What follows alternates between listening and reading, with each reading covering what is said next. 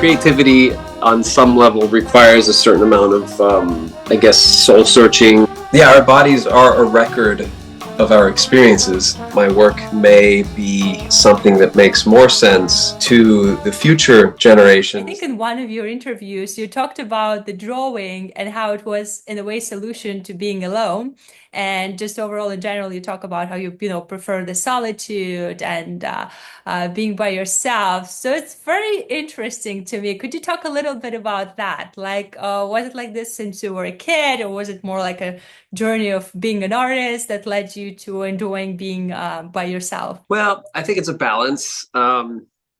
Creativity on some level requires a certain amount of, I guess, soul searching, or at least I mean, there are many ways to be creative, but for my interest, I like that sort of deep state of meditative, creative, imaginative, I guess, activation. And so that happens mostly when I'm less interactive with people. But socially, I really enjoy my friends, and I'd say at least a couple times a week, maybe sometimes more on busier weeks. We have dinners together, or we go to events, or so it's a balance. But for the most part, when I'm in my studio and in creative mode, I do like to just be alone, hear my thoughts, or play music or something that gets me into a different creative state. And I'd say that's been pretty consistent throughout, even before I knew I was going to be a fine artist. When I was just drawing as a kid, I liked that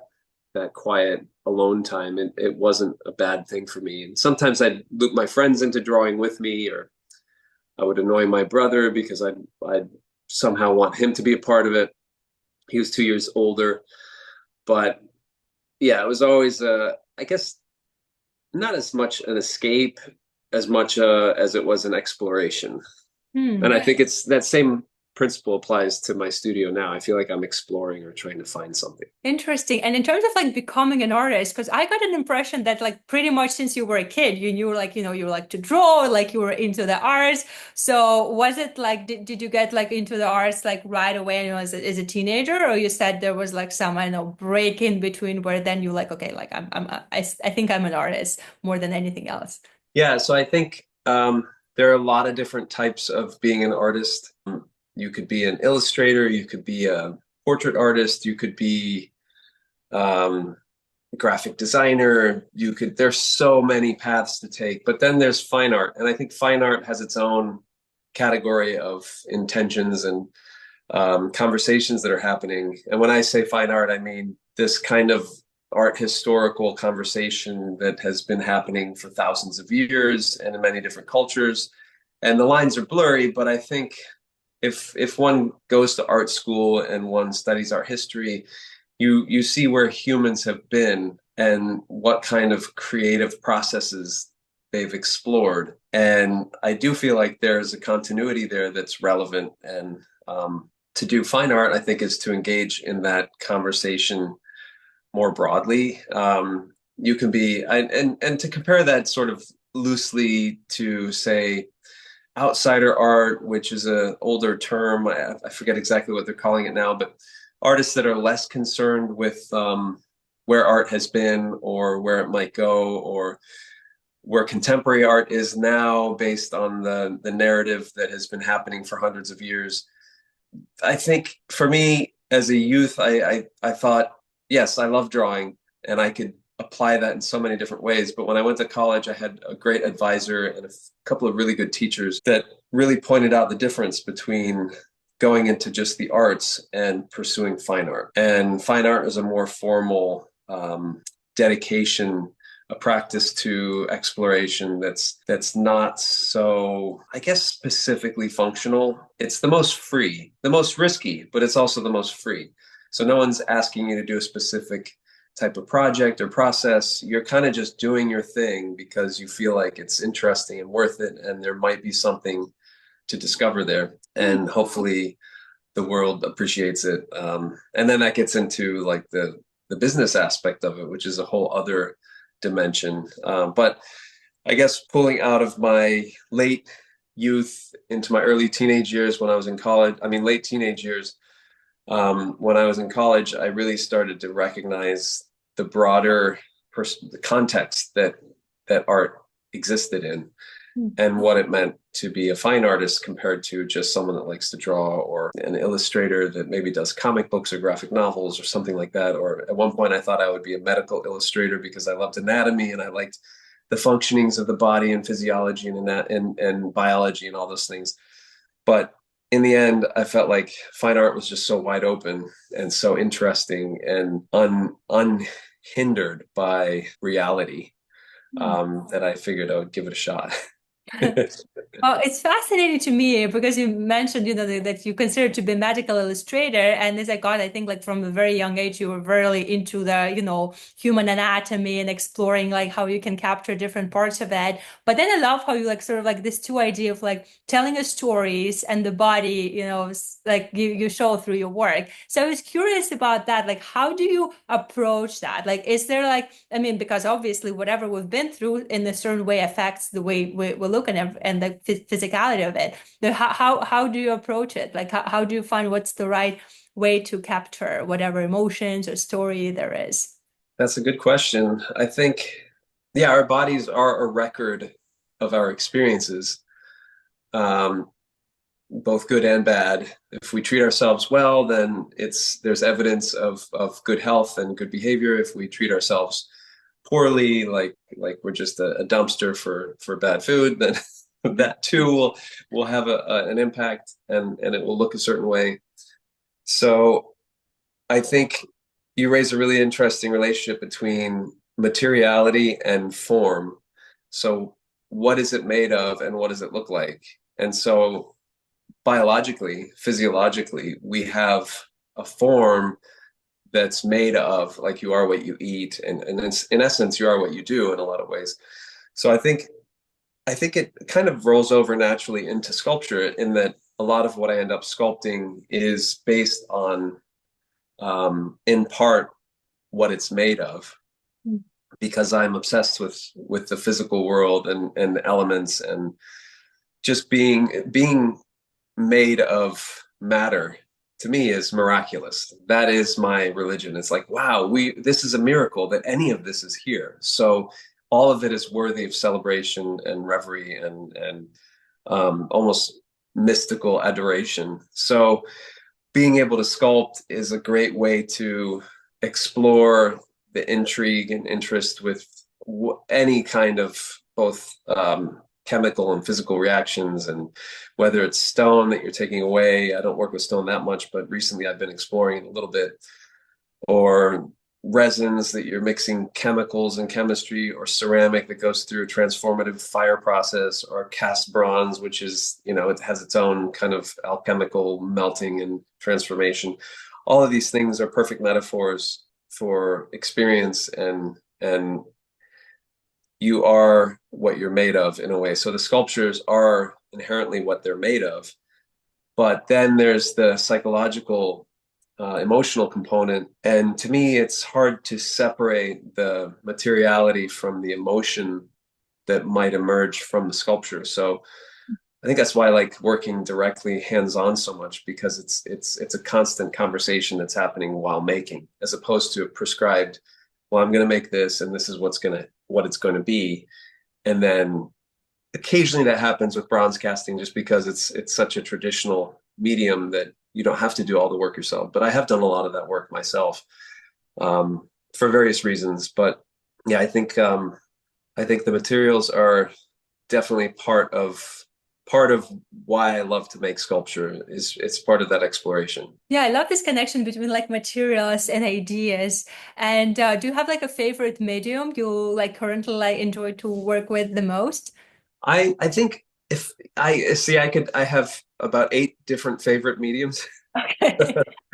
but and for different reasons. I find if I'm most, I guess, burnt out or exasperated or tired of both the studio process and the creative process and the business and the showing and the shipping and the tedium of the art business, I pull out my chainsaw and I start chopping wood up and carving wood and it's a very physical. So although I'm exhausted and burnt out, something about beating myself up even further with that harsh process, there's something very humbling about wood and how it kind of dictates what you can and can't do. And I'm not a master wood carver, so I tend to really let it do its thing. So in a way, it's surrendering to the material.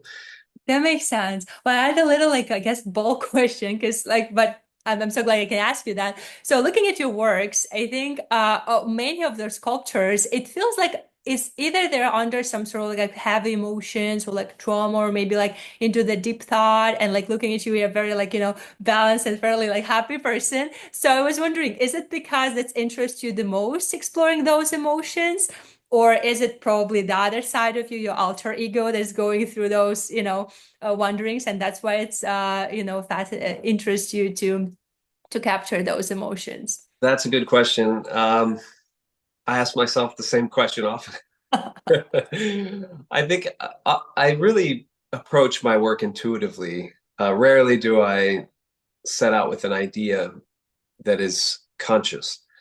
Even my drawings, and oftentimes I'll start a sculpture from a drawing. But more recently, in recent years, I've been starting sculptures just as though they were drawings. So I don't have a plan or even a concept before I start sculpting something. But even the pieces that I do have the drawing comes from a place that's very emotional rather than, well, I want to do a sculpture about this and it has to mean this and I want it to mean that. So it's all very intuitive. And I battle with that too, because sometimes I think, well, maybe I need to grab hold of it a little bit more and direct it. But as much as I think that, it never makes full sense to do it because I trust the process. And oftentimes the best things happen from letting go of intention and control and just trusting that it will arrive. And it's a balance too, because I can have a general idea and then the drawing can emerge out of that. So it's kind of again this interplay. There are challenges that we all face as humans, and I think there's I guess I try to search for a universality to my work. That's why I don't really focus on specific people, or my features are not necessarily defined as to be a specific type of person or from a certain place. It's more just human. And I sometimes joke and say that my work may be something that makes more sense to the future generations that have perhaps gone through something very difficult.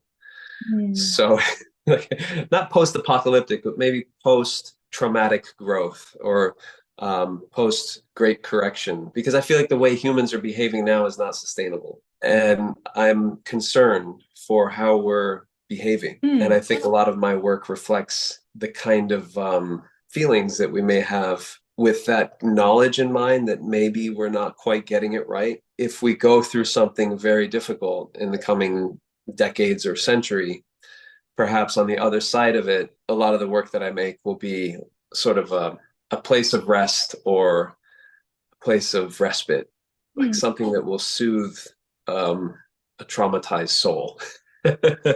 It's a little bit of a weird forecast, but I think it's probably accurate. I'm not sure.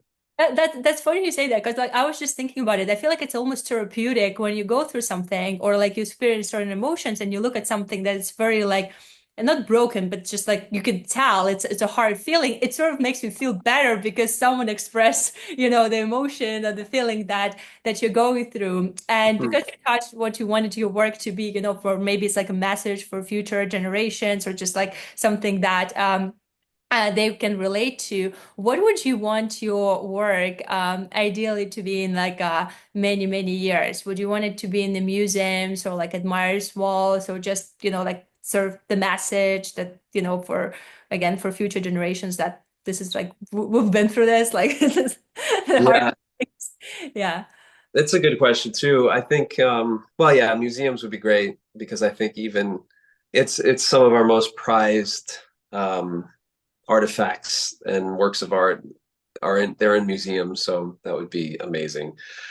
But I also know the kind of circumstances that need to align for that to take place. The art world, the business of art is very nuanced and challenging, and it involves a lot of, I guess, politics and things like that.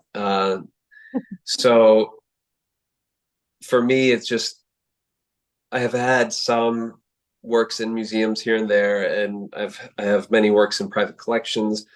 So to see what happens to it will be very curious. I think I love working with materials that will endure, metal and bronze, for example, and stainless steel and things like that.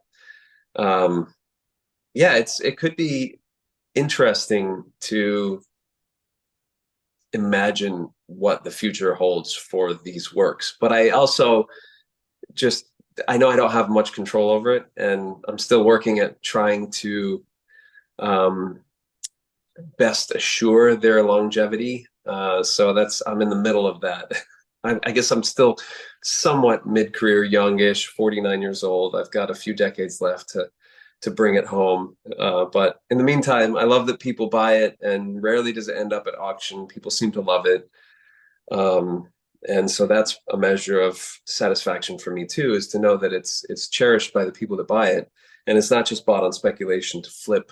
They're not buying it because they think it'll raise in value over time. They're buying it because it touches them in some way.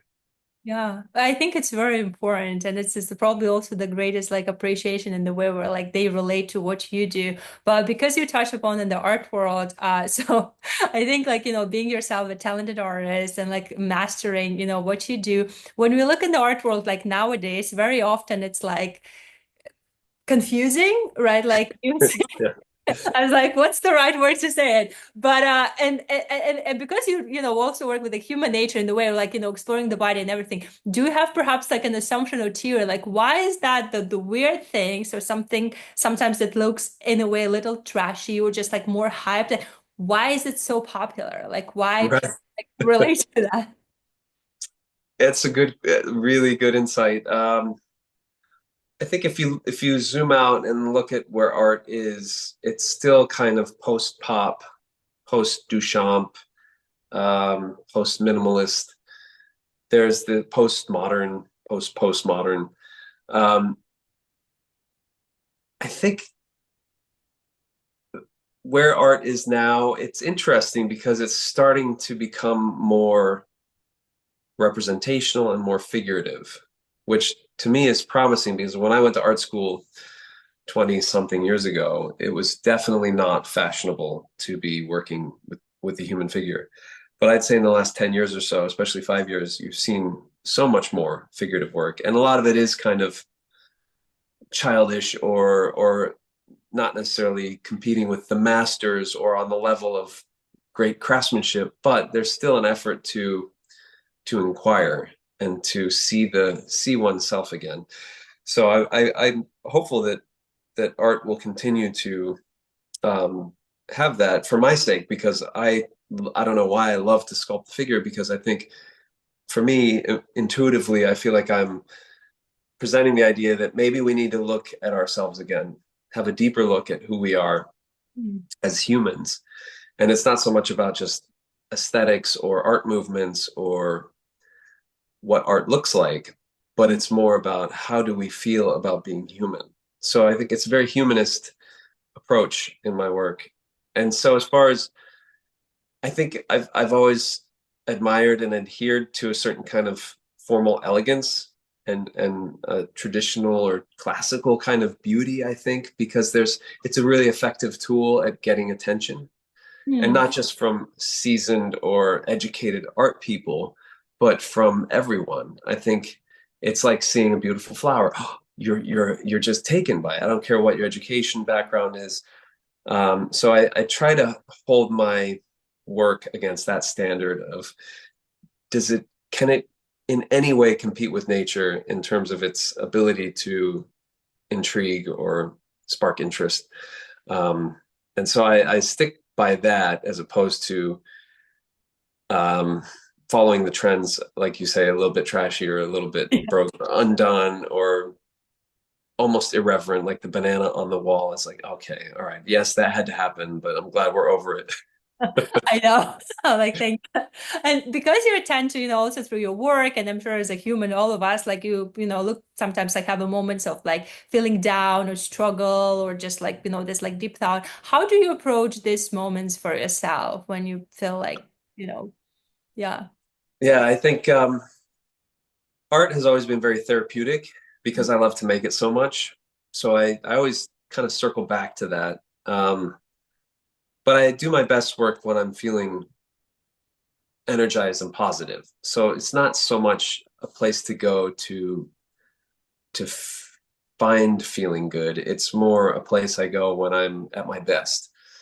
So sometimes I have to kind of remind myself what is important. And um, I'd say some of my biggest challenges are dealing with the business of art. And my wife is amazing. She helps, I mean, in every capacity. She is the business of the work in that she maintains and manages everything. And so I have huge support in that respect. So I'm very thankful.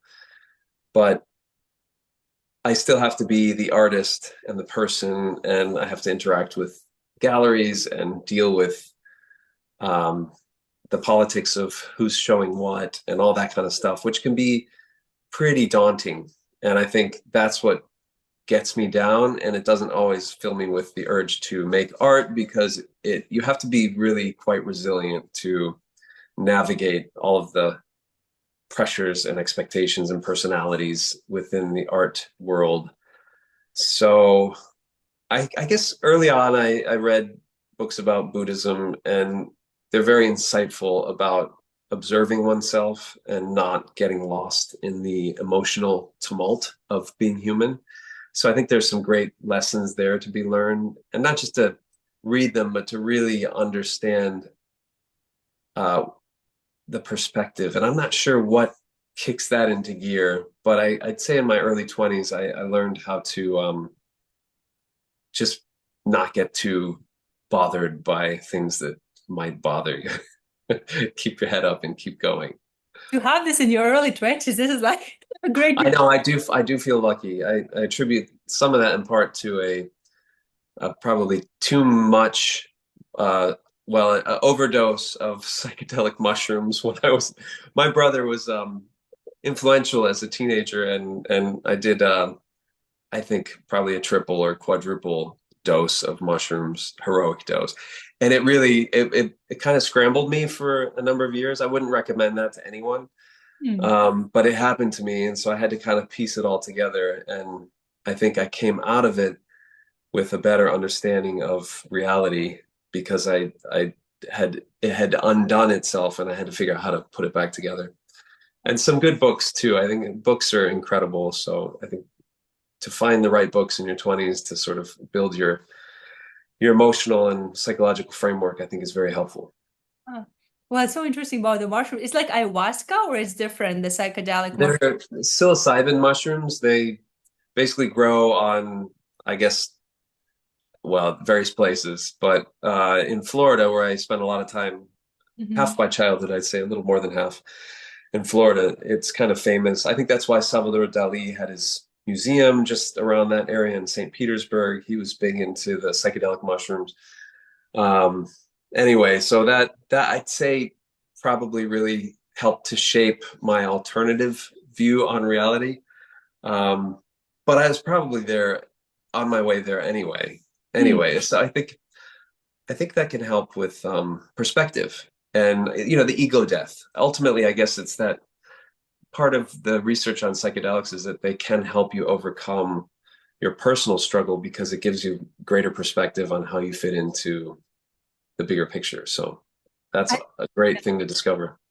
I was about to joke. I was like, maybe because you try psychedelics and then you can manage to express this really heavy feelings, through the art and not so much like getting too much into that yourself. I mean, which we all do to a certain extent.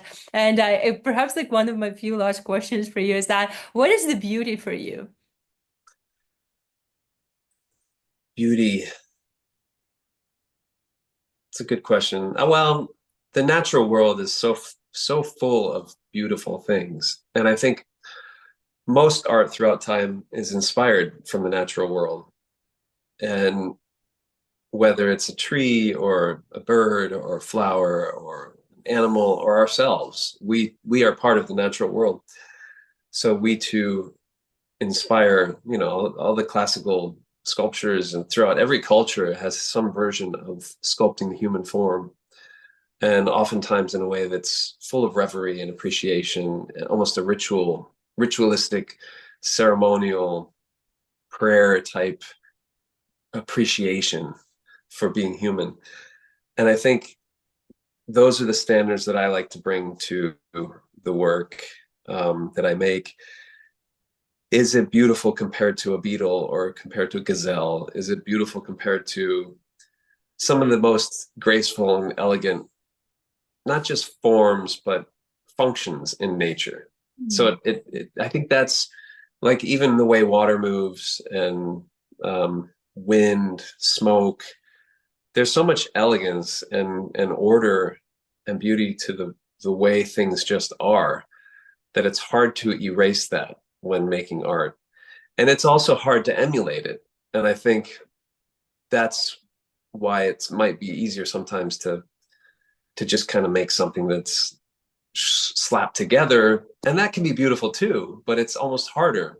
And oftentimes the work that's kind of slapped together can work, or it can feel contrived, or like it's not quite working.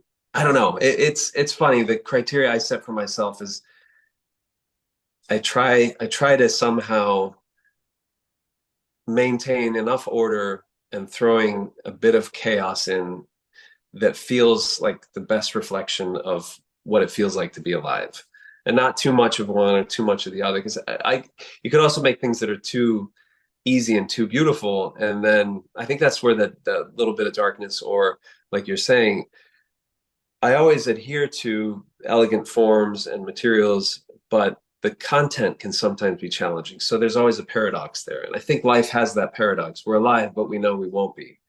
Mm. So I think good art has that same kind of tension. Mm. I love that. Like, yeah, using life as a measure for beauty, the things that we deal with every day in emotions and nature. It's fascinating. And what would you say keep you going, like as an artist or like as a human, or but it's like the same? Yeah, I'd say there are two things. One of it is just personal curiosity in the natural world, and fine art, especially sculpture, is such a great way to kind of be a kid or a child, have that childlike sense of wonder and curiosity. And the other, that's like my bread and butter in terms of my motivation. That's just easy. The bigger one that I think gives me more energy, that is not always easy to tap into, is a sense that maybe what I'm doing is meaningful to other people, Mm. and that it's worth pushing way beyond what you think you're capable of, because you're generating something of value, not just to yourself, but to perhaps, I don't know. And that's best case scenario. And but I've been at it for 30 years now, and I feel like people really do respond in ways that make me feel like this matters. And I think it is kind of, there is a function to art. Art does have a function, and I think its function is to engage and intrigue and inspire and make people contemplate and think about themselves and their relationship to life. So I feel like if I can make objects that encourage that and that can help people find meaning, then that's very energizing.